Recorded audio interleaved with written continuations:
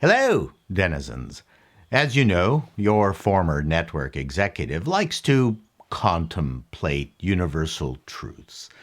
It's a lot of work, sitting and cogitating, and trying to solve the world's ills, but someone has to do it. I've been thinking hard about geek culture of late, in which we're embedded, and those awful people who like to make fun of us, who want to cancel everything we enjoy and hold dear. And it dawned on me that all those haters out there who want to wrest control of pop culture away from us are also outcasts. If we can generalize and define a geek as someone who feels they are an outcast, who has a hard time with relationships, parents not understanding us, more often than not, we're not the most attractive specimens, tipping the scales as too thin or perhaps might chunky. We might also dress in ways that does not endear us to regular society. Maybe we embed metal shards into our noggin and tattoo in areas that perhaps shouldn't have a tattoo. And we don't care because mainstream society, which abandoned us a long time ago, holds little interest for us. So the way I look at it is us geeks now have competition on the outcast front, and they are the combined forces of intersectional feminists, radical queerists, and a whole bunch of guilt-ridden middle-class straight people. It's literally the battle of the outcasts. This revelation clarified many things. The patriarchy, man-hating feminists have been infiltrated by a radical queerism that hates heterosexuals and a Stalinist transism that hates same-sex attracted. For a group of people who accuse us of being ists and phobes, that's a lot of hate you are sublimating. There is no question that most homosexuals feel like outcasts from mainstream society. I have gay family members. It's probably why many actually embraced and continue to embrace geek culture, and we say, welcome aboard. When have we not been welcoming? We are outcasts. But the problem is that geekdom's historically predominantly white male membership presented a huge bullseye to you radicalized postmodernists. But didn't we share the same egalitarian goals? Well, we thought you were egalitarian. Diversity, inclusivity, equity is your rallying cry, except we learned that you don't really believe any of those things. Or we'd be welcome in your new world order. No, you want to crush us. Why? I don't have an answer for that, except that you really resent us and have no interest in sharing any of the gains you've made at our expense. Many, many years ago, people wanted to employ us to manage their pop culture things because we loved it. We dreamed of working in it. We were consumers of it. Our notebooks were filled with superhero doodling. We played video games to exhaustion. But then something happened, and you newly minted grads sent out into the world to spread social justice got our jobs. Because diversity was good, right? There is no question.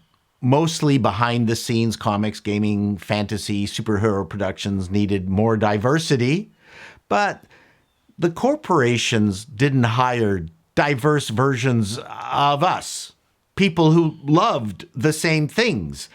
They hired people who hated everything that was profitable, which was weird, don't you think? Maybe the hope was that your yin might be a balance to our muscled men in tights and bosomy heroines in skimpy costumes yang.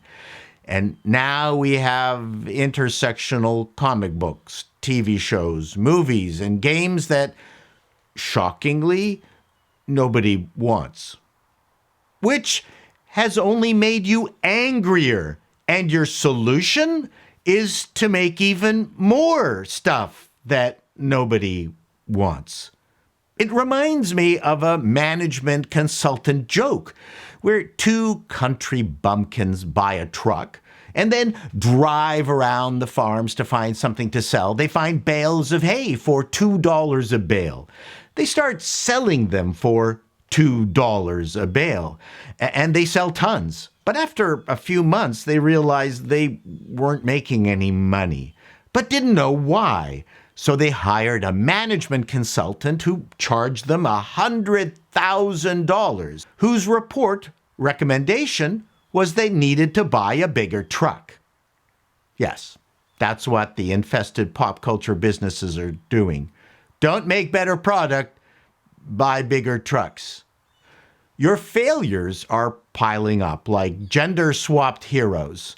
Doesn't it make more sense to make peace? Outsiders with outsiders. Do you hate us that much? Sure. We view you as parasites embedded in a host, eating your way out, leaving a dead, empty husk. But that doesn't mean we can't find some rapprochement. The economics of constant failure is going to catch up with you. Screams of racial and gender discrimination will not stop your employers from firing you after you've lost them tens of billions of dollars. On top of that, you can't seem to generate any new IPs. Who created the last massive pop culture phenomenon?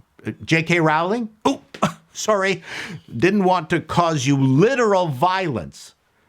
Creating new stuff. That's what us geeks have been doing for decades. Hate doesn't solve anything. It doesn't create anything, and neither does cancel culture. School has lied to you. You're not the vanguard of a new world order. You're hiding behind a fortress built on selective inclusivity, which by definition isn't inclusive at all. I hope you can see that. Can't we find peace? Find a middle ground where not every character we love has to come out of a closet. We don't like gay Superman and pregnant Joker. Does that make us bad people? I know you don't like dialogue because you don't want to give us a platform for our fascist ideas. And if we meet face to face, there's no block button. But don't you think it's worth a try? We also don't resort to physical violence like you do. Well, I mean, except for that one time the candy machine at FanFest was busted. After you've burned everything we've built to the ground, you're going to need us, as disgusting as that sounds, to build it back up. We might both be outcasts, but until you learn to drop the anger and learn to bring joy to others, you'll never be geeks. And that you'll never take away from us. Till next time, denizens, be seeing you.